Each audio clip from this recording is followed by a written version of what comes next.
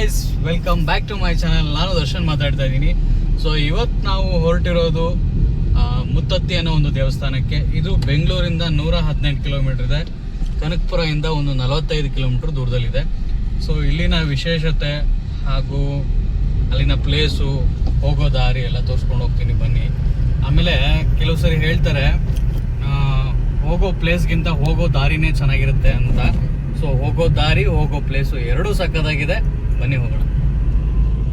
ನಾವು ಕನ್ನಡಿಗರಲ್ಲವೋ, ವಿಶಾಲ ಹೃದಯದವರು.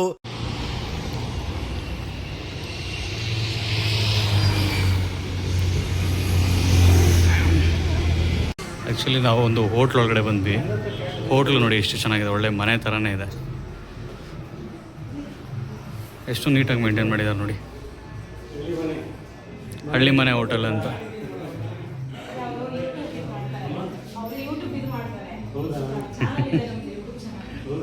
ನಿಮ್ಮ ಹೆಸರು ಸರ್? ಓಕೆ, ಎಲ್ಲಿ ಬರುತ್ತೆ ಸರ್ ಇದು? ಅಡ್ರೆಸ್ ಹೇಳ್ತೀರಾ?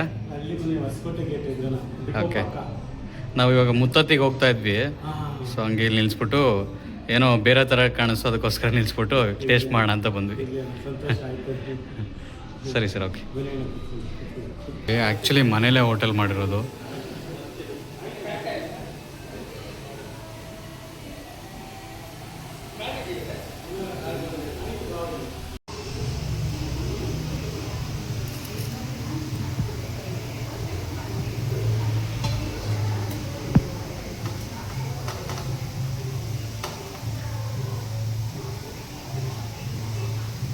ಪರವಾಗಿದೆ ಮಾತ್ರ.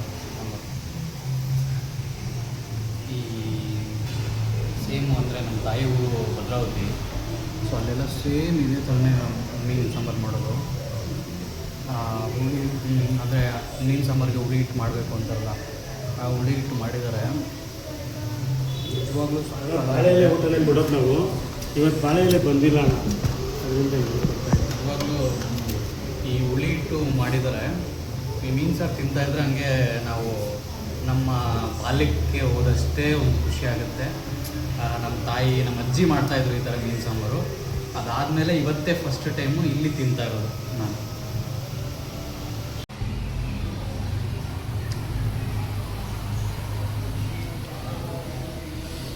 ನೀವು ಯಾರಾದರೂ ಕನಕಪುರ ಸೈಡ್ ಹೋಗ್ತಾಯಿದ್ರೆ ಈ ಹಳ್ಳಿ ಮನೆ ಹೋಟೆಲ್ಗೆ ಬಂದು ಒಂದು ಸರಿ ಟೇಸ್ಟ್ ಮಾಡಿ ನೋಡಿ. ಹಳ್ಳಿ ಮನೆ ಮಿಲ್ಟ್ರಿ ಹೋಟೆಲ್ ಅಂತ ಇದೆ. ಒಂದು ಸರಿ ಬಂದು ಟೇಸ್ಟ್ ಮಾಡಿ ನೋಡಿ, ಮಸ್ತಾಗಿದೆ. ಸುಮ್ಮನೆ ನಾನು ರ್ಯಾಂಡಮಾಗಿ ಬಂದೆ. ಸೊ ಇಲ್ಲಿನ ಊಟ ಮಾತ್ರ ಮಸ್ತಾಗಿದೆ, ತುಂಬ ಸಖತ್ತಾಗಿದೆ. ಸೊ ಹಾಗೆ ಅವರು ಟ್ರೀಟ್ ಮಾಡೋ ರೀತಿಯೂ ಕೂಡ ತುಂಬ ಅದ್ಭುತವಾಗಿದೆ. ಸರ್, ಎಷ್ಟು ವರ್ಷದಿಂದ ಹೋಟ್ಲ್ ನಡೆಸ್ತಿದ್ದೀರಾ ನೀವು? 37 ವರ್ಷದಿಂದ. ಮುಂಚೆ ಇಲ್ಲಿ ಸ್ಟಾರ್ಟ್ ಮಾಡಿ 8 ತಿಂಗಳಾಯಿತು. ಮುಂಚೆ ಬೇರೆ ಕಡೆ ಎಲ್ಲಿ ಮಾಡ್ತಾಯಿದ್ರಿ? ಓಕೆ. ಅಡುಗೆ ಎಲ್ಲ ಪೂರ್ತಿ ಒಲೆಲೆ. ಸೊ ಅದಕ್ಕೆ ಈ ಟೇಸ್ಟ್ ಇರೋದು. ಏನೇನು ಸಿಗುತ್ತೆ ನಿಮ್ಮ ಹತ್ರ ರೆಗ್ಯುಲರ್ ಆಗಿ? Mutton kebab, mutton fry, chicken masala, chicken kebab, ಮೀನು ಸಾರು, ಮೀನು ಫ್ರೈ, ಬೋಟಿ ಗೊಜ್ಜು, ತಲೆ ಮಾಂಸ, ಇಡ್ಲಿ, ಕಾಸೊಪ್ಪು, ಪರೋಟ, ಚಿಕನ್ ಬಿರಿಯಾನಿ, ಮಟನ್ ಬಿರಿಯಾನಿ, ಮುದ್ದೆ, ರೈಸು, ಚಪಾತಿ. ಓಕೆ. ಈಗ ಬೆಂಗಳೂರಿಂದ ಬರೋರು ಇಲ್ಲಿಗೆ ಬರಬೇಕು ಅಂತ ಅಂದರೆ ಕರೆಕ್ಟಾಗಿ ಒಂದು ಅಡ್ರೆಸ್ ಹೇಳಿ ನಿಮ್ಮದು. ಹಾರೋಗಿ ಡಿಪೋ ಪಕ್ಕ ಹೊಸಕೋಟೆ ಗೇಟ್ ಇದೆ. ಓಕೆ. ನಾನು ಗೊತ್ತಾಗ್ದಿಲ್ಲದೆ ಇರೋರಿಗೆ ಇದ್ರದ್ದು ಲೊಕೇಶನ್ ಹಾಕಿರ್ತೀನಿ ಕಮೆಂಟ್ ಬಾಕ್ಸಲ್ಲಿ. ಯಾರಾದರೂ ಗೊತ್ತಿಲ್ಲದೆ ಇರೋರು ನೋಡ್ಕೊಂಡು ಬನ್ನಿ. ನಾನು ಆ್ಯಕ್ಚುಲಿ ಸುಮ್ಮನೆ ಯಾವ ಹೋಟೆಲ್ನೂ ರಿವ್ಯೂ ಮಾಡಲ್ಲ. ಸೊ ನನಗೆ ಇಷ್ಟ ಆದರೆ ಮಾತ್ರನೇ ಹೋಟೆಲ್ ಬಗ್ಗೆ ನಾನು ರಿವ್ಯೂ ಮಾಡೋದು. ತುಂಬ ಅದ್ಭುತವಾಗಿತ್ತು ಊಟ. ಸೊ ಇವರು 37 ವರ್ಷದಿಂದ ಹೋಟೆಲಲ್ಲಿ ನಡೆಸ್ತಾ ಇದ್ದಾರೆ. ಸೊ ತುಂಬ ಚೆನ್ನಾಗಿತ್ತು ಊಟ. ಬಂದು ಒಂದು ಸರಿ ಟ್ರೈ ಮಾಡಿ ನೋಡಿ. ಯಾರ್ಯಾರಿಗೆ ಇದರ ಲೊಕೇಶನ್ ಬೇಕೋ ಅವರು ಕಮೆಂಟ್ ಬಾಕ್ಸಲ್ಲಿ ಹಾಕಿರ್ತೀನಿ. ಬಂದು ಒಂದು ಸರಿ ಟೇಸ್ಟ್ ಮಾಡಿ ನೋಡಿ. ಇವಾಗ ಅಲ್ಲಿ ಊಟ ಮಾಡ್ಬಿಟ್ಟು ಬಂದ್ವಲ್ಲ, ಊಟ ತುಂಬ ಚೆನ್ನಾಗಿತ್ತು. ಊಟದ ಬಗ್ಗೆ ಒಂದು 2 ಮಾತೇನಿಲ್ಲ. ಆ ಊಟದಲ್ಲೇನು ಕಾಂಪ್ರಮೈಸ್ ಆಗಲಿಲ್ಲ. ಸೊ ಊಟ ತುಂಬ ಚೆನ್ನಾಗಿತ್ತು. ರೇಟು ಓಕೆ ಆಯಿತು, ಅವರ ಊಟ ತಕ್ಕನಂಗೆ ರೇಟ್ ಇದೆ. ತುಂಬ ಚೆನ್ನಾಗಿದೆ, ಅದ್ಭುತವಾಗಿದೆ, ಅದರಲ್ಲಿ ಏನೂ ಮಾತಿಲ್ಲ. ನಿಜವಾಗ್ಲೂ ಅವ್ರ ಹೋಟ್ಲಿಗೆ ಏನಕ್ಕೆ ಹೋಗಬೇಕು ಅಂತ ಹೇಳೋದಾದರೆ ಅವರ ಮುಗ್ಧತೆ ನೋಡೇ ಹೋಗಬೇಕು ಅಂತ ಅನಿಸುತ್ತೆ. ನಾವು ಆ ಹೋಟ್ಲಿಗೆ ಹೋದಾಗಿಂದ ಬರೋವರೆಗೂ ಅವರ ಮುಗ್ಧತೆ ಆಗಲಿ, ಪಾಪ ಅವ್ರಿಗೆ ಆ ಹೋಟ್ಲು ಕಾಣಿಸ್ತಾನೂ ಇಲ್ಲ. ಮೇನ್ ರೋಡಲ್ಲಿದೆ, ಬಟ್ ಹೋಟ್ಲು ಅಷ್ಟು ಜನಕ್ಕೆ ಗುರ್ತು ಅಂದರೆ ಐಡೆಂಟಿಫೈ ಮಾಡೋಕ್ಕಾಗಲ್ಲ. ಸೊ ಆ ಥರ ಇದೆ. ಏನು ಹೇಳಬೇಕು ಅಂತಂದರೆ ಊಟಕ್ಕಿಂತ ಅವ್ರ ಮುಗ್ಧತೆಗೆ ನನ್ನ 10/10 ಮಾರ್ಕ್ಸ್ ಕೊಡ್ತೀನಿ ಅಂತ ಹೇಳ್ತೀನಿ. ಸೊ ಯಾರಾದರೂ ಈ ಕಡೆ ಪ್ರಯಾಣ ಮಾಡೋರು ಯಾರಾದರೂ ಇದ್ದರೆ ಈ ಕಡೆ ಇಲ್ಲಿ ಈ ಹೋಟ್ಲು ಲೊಕೇಶನ್ ಹಾಕಿರ್ತೀನಿ, ಒಂದು ಟೈಮ್ ಬಂದು ಊಟ ಮಾಡಿ ನೋಡಿ, ನಿಮ್ಗೆ ಗೊತ್ತಾಗುತ್ತೆ. ಇದು ಮುತ್ತತ್ತಿ ಎಂಟ್ರಿಯ ಚೆಕ್ ಪೋಸ್ಟು. ಇಲ್ಲಿ ಚೆಕ್ ಮಾಡ್ತಾರೆ. ಸೊ ನಾವು ಹೋಗಿ ಯಾರ್ಯಾರು ಬಂದಿದ್ದೀವಿ, ಏನೇನು ಅಂದರೆ ಎಷ್ಟು ಜನ ಇದ್ದೀವಿ ಕಾರಲ್ಲಿ, ಏನು ಅಂತೆಲ್ಲ ಹೋಗಿ ಎಂಟ್ರಿ ಮಾಡಿ ಒಂದು ಸಿಗ್ನೇಚರ್ ಮಾಡಿ ಬರಬೇಕು. ಸೊ ಹೋಗ್ತಾ ಇದ್ದೀನಿ. ಸೊ ಇದು ಎಂಟ್ರಿ ಪಾಯಿಂಟು.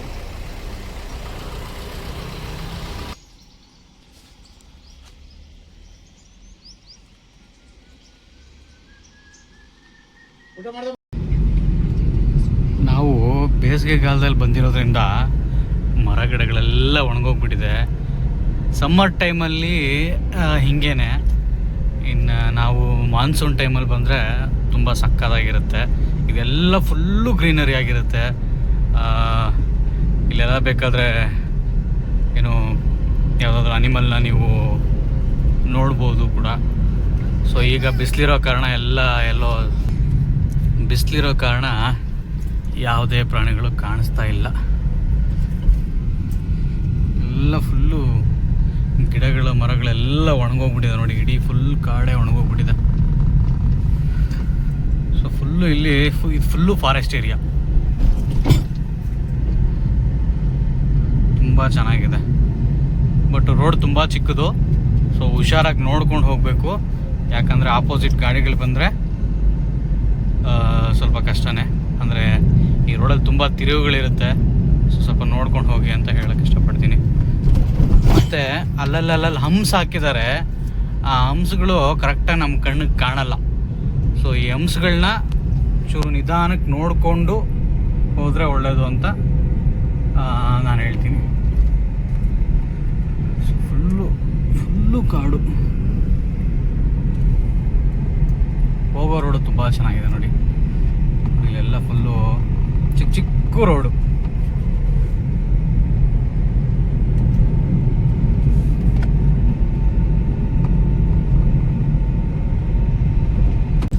ಇಲ್ಲಿ ಕೋತಿಗಳಿದ್ದಾವೆ ನೋಡಿ. ಈಗ ಸದ್ಯಕ್ಕೆ ಕಾಣಿಸೋದು ಒಂದೇನೆ ಕೋತಿಗಳು ನೋಡಿ. ಇಲ್ಲಿ ಕೋತಿಗಳಿದ್ದಾವೆ ನೋಡಿ, ಇಲ್ಲಿ ರೈಟ್ ಸೈಡಲ್ಲಿ.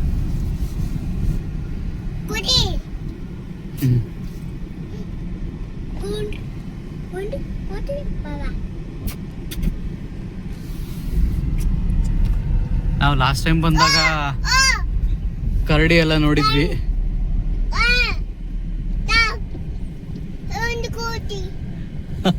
ನೋಡಿ ಅದೇನಾದ್ರು ಕೊಡ್ತೀರಾ ಅಂತ ನೋಡ್ತಾ ಇದೆ. ಸೊ ದಯವಿಟ್ಟು ಕೋತಿಗಳಿಗೆ ರೋಡ್ ಸೈಡಲ್ಲಿ ಯಾವುದೇ ರೀತಿಯ ಫುಡ್ಗಳನ್ನ ಕೊಡಬೇಡಿ. ನಾನು ಲಾಸ್ಟ್ ವಿಡಿಯೋದಲ್ಲೂ ಅದನ್ನೇ ಹೇಳಿದ್ದೆ. ಯಾಕಂತಂದರೆ ಈ ರೋಡಿಗೆ ಬರೋದ್ರಿಂದ ಅವುಗಳು ರೋಡಲ್ಲಿ ಗಾಡಿಗಳು ಓಡಾಡ್ತಾ ಇರೋದ್ರಿಂದ ಅಂದರೆ ಆಕ್ಸಿಡೆಂಟ್ ಆಗಿ ಸಾಯೋ ಚಾನ್ಸಸ್ ತುಂಬ ಇರುತ್ತೆ. ಸೊ ಕೋತಿಗಳಿಗೆ ರೋಡ್ ಸೈಡಲ್ಲಿ ಫುಡ್ನ ಕೊಡೋದನ್ನು ಅವಾಯ್ಡ್ ಮಾಡಿ.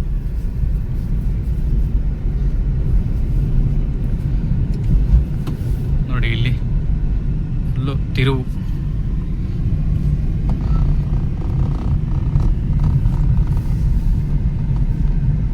ತುಂಬ ಹುಷಾರಾಗಿ ಹೋಗಬೇಕು. ಮುಂದೆಗಡೆ ಗಾಡಿಗಳೆಲ್ಲ ಬರ್ತಾ ಇರುತ್ತೆ ನೋಡಿ.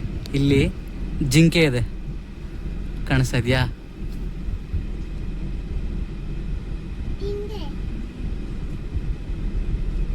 ಸೊ ಇದು ಫಾರೆಸ್ಟ್ ಏರಿಯಾ ಆಗಿರೋದ್ರಿಂದ ನೋಡಿ ಜಿಂಕೆ ಎಷ್ಟು ಹತ್ತಿರದಿಂದ ಕಾಣಿಸ್ತಿದೆ ನೋಡಿ. ಜಿಂಕೆ ನೋಡ್ತಾ ಇದೆ ನೋಡಿ. ಏನಪ್ಪ ನಮ್ಮೇರೆ ಕಡೆ ಬಂದಿದ್ಯಾ ನೀನು ಅಂತ.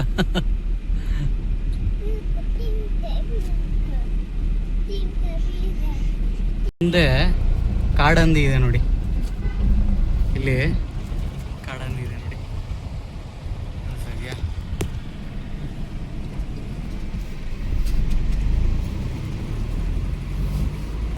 ನದಿ ಕಾಣಿಸ್ತಾ ಇದೆ ನೋಡಿ, ರೈಟ್ ಸೈಡಲ್ಲಿ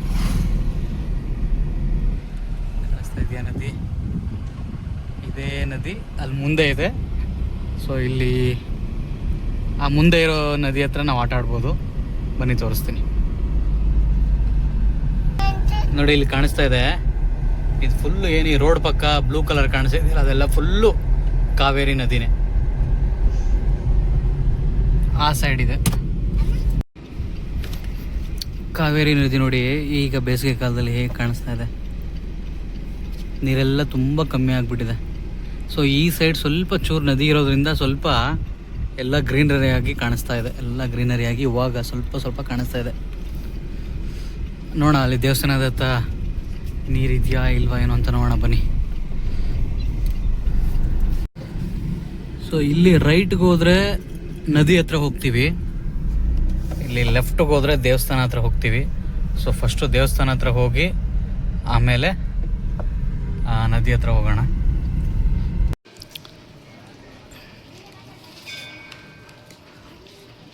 ಇದೇ ನೋಡಿ ಶ್ರೀ ಕ್ಷೇತ್ರ ಮುತ್ತತ್ತಿ.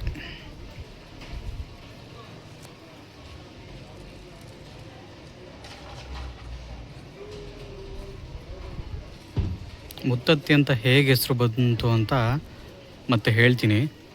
ಫಸ್ಟ್ ಒಳಗೆ ಹೋಗಿ ದೇವ್ರ ದರ್ಶನ ಮಾಡಿಕೊಂಡು ಬರೋಣ. ನೋಡಿ ಕೋತಿ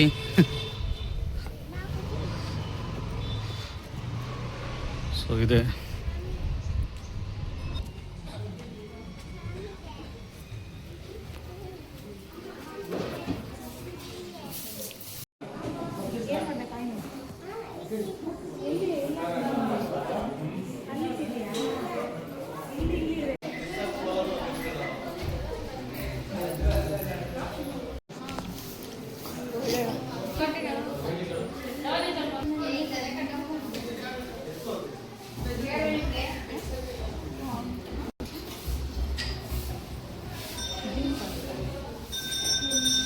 ನಾವಿಲ್ಲಿ ಫೋಟೋ ತಗೋತಾ ಇದ್ರೆ ನಮ್ಮ ಜೊತೆಗೆ ಬಂದು ಪೋಸ್ ಕೊಟ್ಟಂತಹ ಒಬ್ಬರು ಇವರು ನಮ್ಮ ಜೊತೆಗೆ ಬಂದು ಪೋಸ್ ಕೊಡ್ತಾಯಿದ್ರು ಫೋಟೋಗೆ. ನೋಡಿ ನಮ್ಮ ಕಾರ್ಗಳ ಮೇಲೆ ಕೋತಿಗಳು ನೋಡಿ ಹೆಂಗೆ ಕೂದಿದಾವೆ. ಇವರೇನೋ ತಿಂತಾ ಇದ್ದಾರೆ, ಚಿಪ್ಸು ಖಾಲಿ ಮಾಡಿಬಿಟ್ಟಿದ್ದಾರೆ.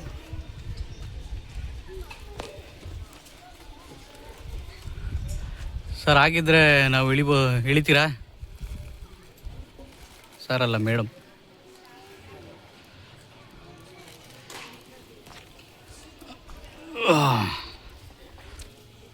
ಇವ್ರು ನಮ್ಮನ್ನು ಬಿಡ್ತಾನೆ ಇಲ್ಲ, ಫಾಲೋ ಮಾಡ್ತಾ ಇದ್ದಾರೆ. ಅಂತೂ ದೇವ್ರ ದರ್ಶನ ಮಾಡಿಕೊಂಡು ಇವಾಗ ಕಾವೇರಿ ನದಿ ಕಡೆ ಹೋಗ್ತಾ ಇದ್ದೀವಿ. ಅದನ್ನು ತೋರಿಸ್ತೀನಿ ಬನ್ನಿ. ಇಲ್ಲಿ ಏನು ಅಂತಂದರೆ ಇಲ್ಲಿ ಯಾವ ಟೈಮಲ್ಲೋ ಏನೋ ಗೊತ್ತಿಲ್ಲ, ಬಟ್ ಯಾವಾಗಲೂ ಕೂಡ ಬಂದಾಗೆಲ್ಲ ಅಂದರೆ ಯಾರೇ ಫ್ಯಾಮಿಲಿ ಸಮೇತ ಬಂದರೂ ಕೂಡ ಅವ್ರಿಗೆ ಅಡುಗೆ ಮಾಡಿಕೊಂಡು ತಿನ್ನೋಕ್ಕೆ ಪಾತ್ರೆಗಳೆಲ್ಲ ಇಲ್ಲಿ ಬಾಡಿಗೆಗೆ ಸಿಗುತ್ತೆ. ಸೊ ನಾನು ಆಲ್ಮೋಸ್ಟ್ ಬಂದಾಗೆಲ್ಲ ನೋಡಿದ್ದೀನಿ ಇಲ್ಲಿ ನಾನ್ ವೆಜ್ಜನ್ನೇ ಮಾಡ್ತಾರೆ. ಸೊ ನಾನ್ ವೆಜ್ ಮಾಡಿ ತಿಂದು ಹೋಗ್ತಾರೆ. ಸೊ ನಾನು ನೋಡಿರೋದು ಇಷ್ಟೇ. ಸೊ ಇಲ್ಲೇ ಇದೆ ನೋಡಿ ಕಾವೇರಿ ನದಿ. ಸೊ ಎಲ್ಲ ಆಟ ಆಡ್ತಾ ಇದ್ದಾರೆ ನೋಡಿ. ಪಾರ್ಕಿಂಗು ನೀವು ಅಲ್ಲಿ ದೇವಸ್ಥಾನ ಹತ್ರನೂ ಮಾಡ್ಬೋದು, ದೇವಸ್ಥಾನದಿಂದ ಔಟ್ಸೈಡ್ ಆ ಕಡೆ ಜಾಗ ಇದೆ.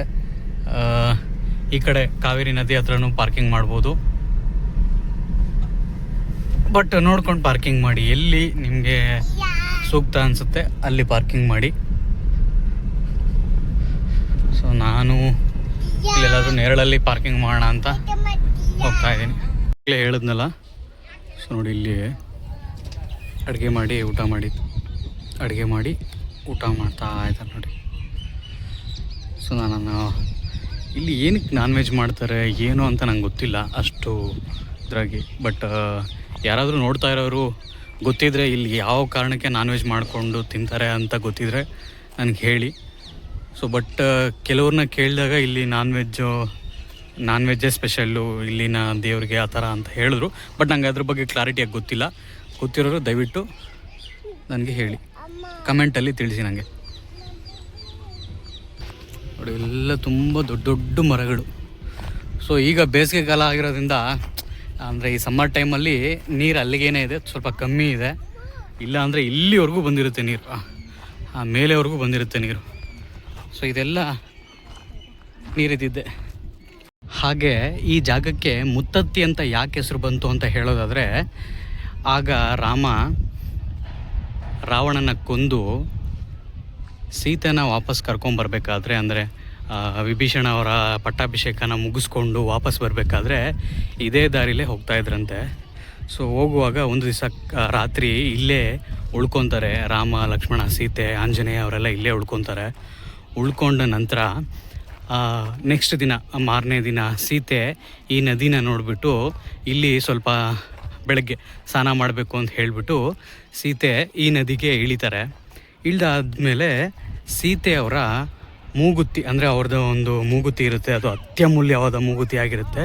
ಸೊ ಆ ಮೂಗುತಿ ಈ ನದಿಲಿ ಬಿದ್ದೋಗುತ್ತೆ.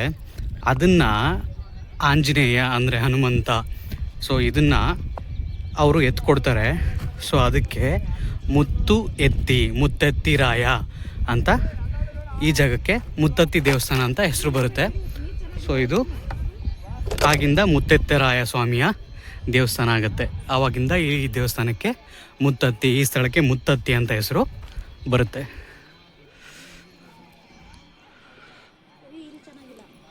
ಆಮೇಲೆ ಈ ಜಾಗಕ್ಕೆ ಬರ್ತೀರಾ, ಬಂದು ಸ್ನಾನ ಮಾಡಾದ್ಮೇಲೆ ನೋಡಿ ಬಟ್ಟೆಗಳು, ಪೇಪರು, ಹೂಗಳು, ಪ್ಲಾಸ್ಟಿಕ್ ಬಾಟ್ಲುಗಳು ಎಲ್ಲನೂ ಇಲ್ಲೇ ಬಿಟ್ಟು ಹೋಗಿದ್ದಾರೆ. ದಯವಿಟ್ಟು ಯಾರೇ ಸ್ನಾನ ಮಾಡೋಕ್ಕೆ ಬಂದ್ರೂ ಇಲ್ಲಿನ ನಿಮ್ಮ ವಸ್ತುಗಳನ್ನ ತಗೊಂಡು ದಯವಿಟ್ಟು ನಿಮ್ಮ ಬ್ಯಾಗ್ಗಳಲ್ಲಿ ಹಾಕ್ಕೊಂಡು ಹೋಗಿ ಅಂತ ಹೇಳ್ತೀನಿ. ಸೊ ಇಲ್ಲಿ ಬಂದು ಈ ಸ್ಥಳಗಳನ್ನು ಗಲೀಜು ಮಾಡಬೇಡಿ ಅಂತಲೂ ಕೇಳ್ಕೊತೀನಿ. ಸೊ ಇಲ್ಲ ನೋಡಿ, ಇಲ್ಲೆಲ್ಲ ಗಲೀಜು ಮಾಡಿರೋದೇನೆ, ಬಾಟ್ಲುಗಳು. ಸ್ವಲ್ಪ ಹೊತ್ತು ಈ ಬೇಸಿಗೆಯಲ್ಲಿ ಸ್ವಲ್ಪ ಹೊತ್ತು ನೀರಲ್ಲಿ ಆಟ ಆಡೋಕ್ಕೆ ಒಂದು ಒಳ್ಳೆ ಜಾಗ ಅಂತಲೇ ಹೇಳ್ಬೋದು. ನೋಡಿ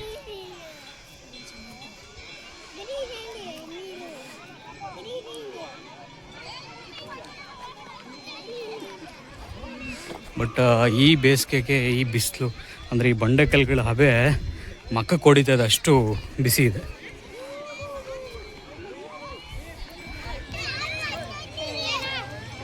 ಸೊ ಜಾಸ್ತಿ ಆಳ ಇದೆ ಅಂತೆ ಮುಂದೆಗಡೆ.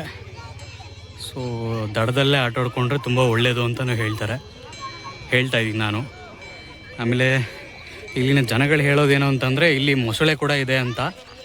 ಸೊ ಇವಾಗ ಇದೆಯೋ ಇಲ್ವೋ ಗೊತ್ತಿಲ್ಲ, ಬಟ್ ಜನ ಹೇಳ್ತಾರೆ ಇಲ್ಲಿ ಮೊಸಳೆ ಇದೆ, ಸುಳಿ ಇದೆ, ಆ ಥರ ಎಲ್ಲ ಹೇಳ್ತಾರೆ.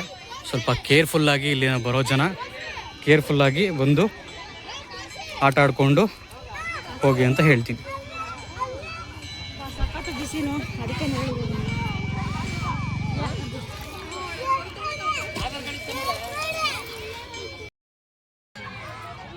ಸ್ವಲ್ಪ ಹೊತ್ತು ನಾವು ಈ ನದಿಲಿ ಆಟ ಆಡಿಕೊಂಡು ಹೋಗೋಣ ಅಂತ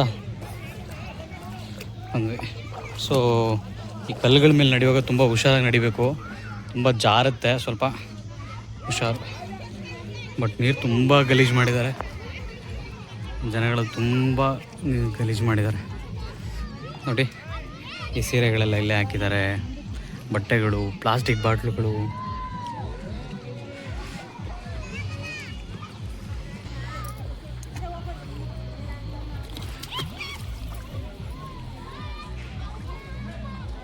ಅಪ್ಪೋ ಅಲ್ಲಿ ಆಳ ಇದೆ, ಈ ಕಡೆನೇ ಆಟ.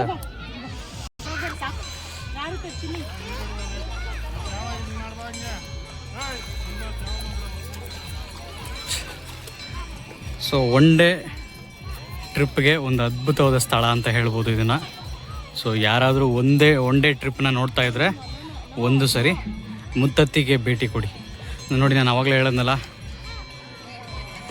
ಇಲ್ಲಿ ಅಡುಗೆ ಮಾಡಿ ಊಟ ಮಾಡ್ಕೊಂಡು ಹೋಗ್ತಾರೆ ಅಂತ. ಸೊ ಇಲ್ಲಿ ನೋಡಿ, ಅಡುಗೆ ಮಾಡಿ ಊಟಕ್ಕೆ ರೆಡಿ ಇದ್ದಾರೆ.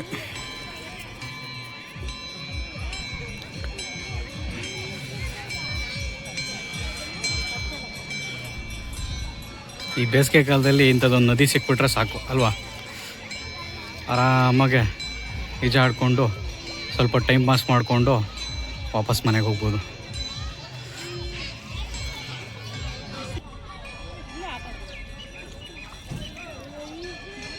ಎಷ್ಟು ಅದ್ಭುತವಾಗಿದೆಯಲ್ಲ ಪ್ಲೇಸು.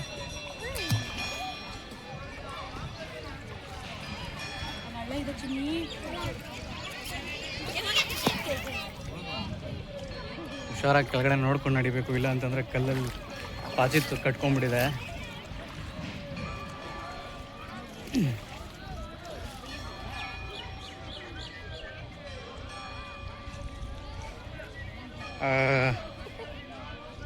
ಆಮೇಲೆ ಸೀತಾಮಾತೆ ಏನು ಮಾಡಿದ್ರು ಅಂತ ಹೇಳಿದ್ರೆ, ಆಂಜನೇಯ ಹೆಂಗೆ ಹೇಳಿದ್ರು, ಸೊ ನೀವು ಇಲ್ಲೇ ಇರಬೇಕು, ಇಲ್ಲೇ ನೀವು ನಿಲ್ಲಿಸಿ ಇಲ್ಲಿನ ಜನಗಳು ಅಂದರೆ ಭಕ್ತಾದಿಗಳು ಬರೋರಿಗೆಲ್ಲ ನೀವು ಅವರ ಕಷ್ಟಗಳನ್ನು ಆಲಿಸಿ ಅವ್ರಿಗೆ ಏನೇ ಕಷ್ಟಗಳಿದ್ರು ಏನೇ ಬಂದು ನಿಮ್ಮ ಹತ್ರ ಬೇಡ್ಕೊಂಡ್ರು ಕೂಡ ಅದನ್ನು ಪರಿಹಾರ ಮಾಡಿಕೊಡ್ಬೇಕು ಅಂತ ಸೀತಾದೇವಿ ಹೇಳಿದ್ರು.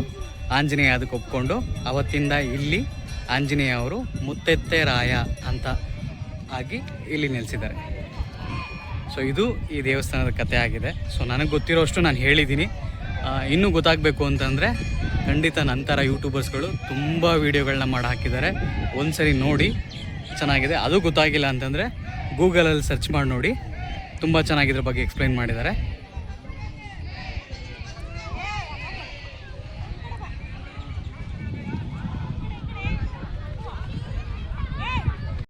ನೀರು ಎತ್ತಿದ ತಮಿಳ್ನಾಡಿಗೆ. ಓಕೆ. ಹುಡುಗರು 6 ಜನ ಹುಡುಗರು ಸ್ನಾನ ಮಾಡ್ತೀನಿ ಅಂತ ಬಂದು ನಾವು ಕೂಗಿ ಹೇಳಿದ್ರು ಒಂದು 12 ಗಂಟೆ ಹೊತ್ತಿನಲ್ಲಿ ಹಾಂ ನೀರು ಒಳಗಡೆ ಜಾರ್ಬಿಟ್ಟು ಬಿದ್ದುಬಿಟ್ಟು ಹಂಗೆ ಈಜು ಬರೀಕಿಲ್ಲ ಅಂದರು, ಒಳಗಡೆ ಹೋಗಿ ವಿಸಲ್ ಹೊಡೆದ್ರು ಸರ್. ಅದರ ದೇಶದಿಂದ 5 ಗಂಟೆಗೆ ಯಾರು ಎತ್ತರಿರಲಿಲ್ಲ. ಓಕೆ. ಇಲ್ಲಿ ಮಾದೇವ ಅಂದ್ಬಿಟ್ಟು ಹುಡುಗನ್ನ ಕರೆದೇ ಎಲ್ಲ ಇದು ಮಾಡಿ ಹೊರಗಡೆ ಎತ್ತಿಸಿ ಕಳಿಸ್ತಾರೆ. ಎಷ್ಟು ಜನ? 6 ಜನ ಹುಡುಗರಲ್ಲಿ ಒಬ್ಬರು ಸತ್ತೋದ್ರಾ? ಒಬ್ಬರು ಸತ್ತೋದ್ರು ಸರ್. ಓಕೆ. ಅವ್ರು ಈಜು ಬರಲ್ಲ ಅದುವೇ. ಓಕೆ. ಸೊ ಜನಗಳು ನೋಡಿ ಹುಷಾರಾಗಿ ಆಟ ಆಡಬೇಕು. ಈ ಕಡೆ ದಡದಲ್ಲೇ ಆಟ ಆಡ್ಕೊಂಡ್ರೆ ಬೆಸ್ಟ್ ಅನಿಸುತ್ತೆ, ಒಳಗಡೆ ತುಂಬ ಆಳ ಇದೆ. ಸೊ ನಾನು ಆವಾಗಲೇ ಹೇಳ್ದಂಗೆ ಸ್ವಲ್ಪ ನೋಡಿ ಮೊಸಳೆಗಳಿದೆ ಅಂತ ನಾನು ಆಗಲೇ ಹೇಳಿದೆ ನಿಮಗೆ. ನೋಡಿ ಮೊಸಳೆಗಳಿದೆ ಇಲ್ಲಿನ ಜನಗಳು ಹೇಳೋ ಪ್ರಕಾರ ಅಂತ. ಮೊಸಳೆಗಳು ಇದೆ, ಖಂಡಿತ ಸ್ವಲ್ಪ ಹುಷಾರಾಗಿ ನೋಡಿ ಆಟ ಆಡಿ ಅನ್ನೋದೇ ನನ್ನ ಒಂದು ಕೋರಿಕೆ. ಆ ಪೊಲೀಸ್ನವ್ರು ಹೇಳ್ದಾಗೆ ಇಲ್ಲಿ ಎಷ್ಟು ವರ್ಷ ಅಂದರೆ ಯಾವ್ಯಾವ ವರ್ಷ ಎಷ್ಟೆಷ್ಟು ಜನ ಸತ್ತೋಗಿದ್ದಾರೆ ಅಂತ ಹೇಳ್ಬಿಟ್ಟು ಇಲ್ಲೊಂದು ಬೋರ್ಡ್ ಹಾಕಿದ್ದಾರೆ. ಈ ಬೋರ್ಡ್ನ ಒಂದ್ಸರಿ ತೋರಿಸ್ತೀನಿ ನಿಮ್ಗೆ. ನೋಡಿ ಯಾವ್ಯಾವ ವರ್ಷ ಎಷ್ಟು ಜನ ಸತ್ತೋಗಿದ್ದಾರೆ ಅಂತ ಈ ಬೋರ್ಡಲ್ಲಿದೆ ನೋಡಿ.